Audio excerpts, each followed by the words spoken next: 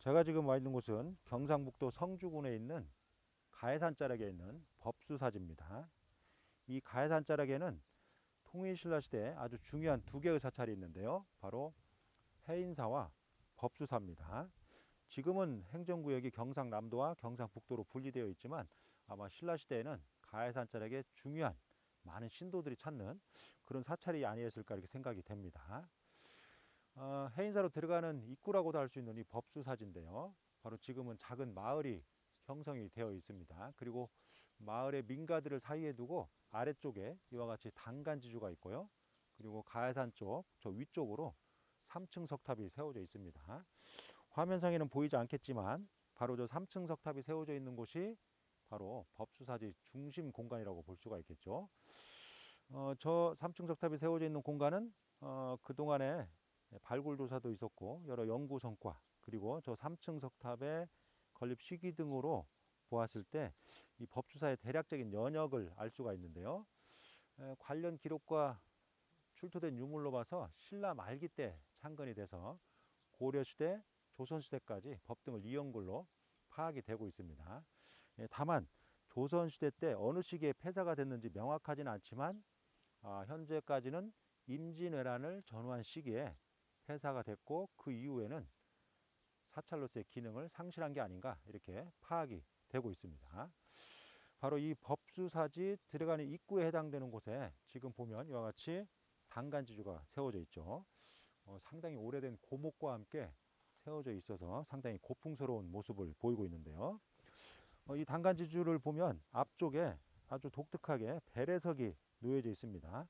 이 원래부터 이곳에 있었는지 아니면 후대에 주변에 있었던 것을 바로 이쪽으로 옮겨 놓았는지는 모르지만 원래부터 있었다면 신라시대 단간지주 중에 아마 배래석이 앞쪽에 놓인 사례로는 상당히 드문 예에 해당되고요.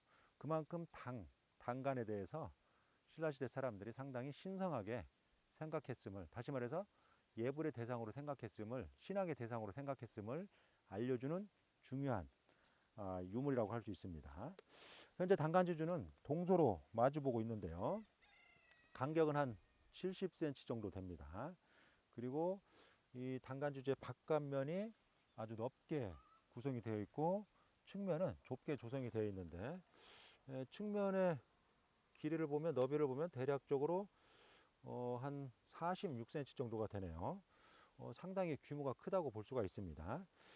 오늘날 단간지주가 경주 지역에 많이 남아 있는데 경주 지역에 남아 있는 단간지주 못지않게 규모가 상당히 크다고 할 수가 있죠.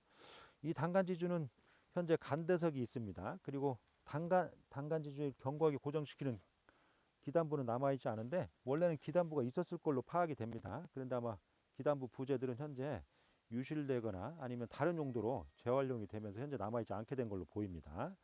이 간대석은 지지부 사이에 사각형 간대석 위에 연화문을 장식을 했고 그 위에 원형으로 원자와 원공이 마련되어 있죠. 상당히 규모가 큽니다. 화면상에는 보이지 않겠지만 현재 대략적으로 원공은 크기가 21cm 정도 되고요. 깊이는 한 7cm 정도 됩니다. 통일신라 때 남아있는 단간지주 중에 이와 같이 원공과 원자가 남아있는 단간지주 중에는 비교적 규모가 크다고 볼 수가 있죠.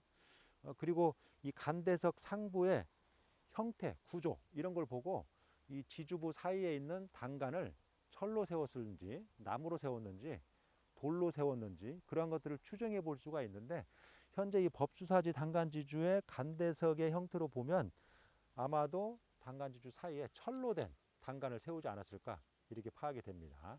상당히 굵은 그런 단간을 세워서 당을 걸었을 걸로 파악이 됩니다.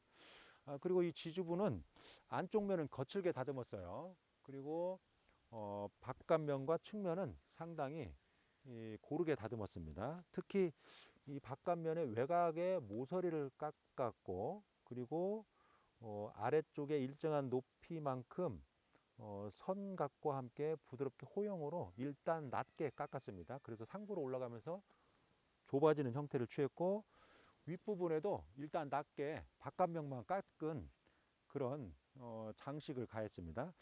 단간지주에서 어떤 장식적인 기교를 가한다는 게 상당히 어려운 부분이죠. 일반적으로 연화문이나 아니면 이와 같이 일단 낮게 깎는 그런 기법을 장식을 가하는데, 바로 이 법수사의 단간지주는 2번 정도 일단 낮게 깎아서 장식적인 기교를 가했고 외곽에 모서리를 깎았습니다. 그리고 지주부 상단 부분을 바깥쪽으로 나가면서 이렇게 부드럽게 호형으로 처리를 한 부분이 있습니다. 그래서 전반적으로 뭐 장식적인 기교를 가한 장식적인 기교가 있는 또 이 단간지주를 취석한 장인이 비교적 우수한 석공이라는 걸 이런 것들을 통해서 엿볼 수가 있습니다.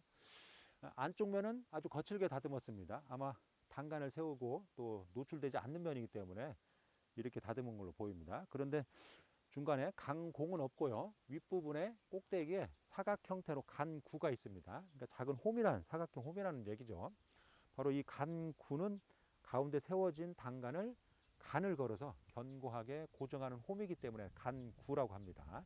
어쨌든 간구 하나만을 마련해서 단간을 견고하게 고정을 시켰습니다.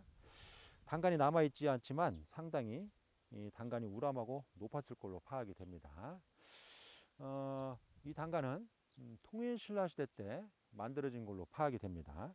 아마 통일신라 시대 때 만들어진 상태 그대로 있었다면 가운데 단간이 상당히 높게 우람하게 이 나무 이상으로 높이 우뚝 서서 그 꼭대기에 당을 걸었을 거고, 많은 신라시대 사람들이 바로 저 고럴짜기 안쪽에서 절로 들어가기 위해서 또 스님을 만나기 위해서 올라오다가 이 단간지주가 있는 앞에서 한 번 정도 서서 당을 보면서 예불을 올리고, 그리고 경건한 마음으로 불심을 갖고 저 위에 있는 경내 금당으로 올라갔을 걸로 이렇게 파악이 됩니다.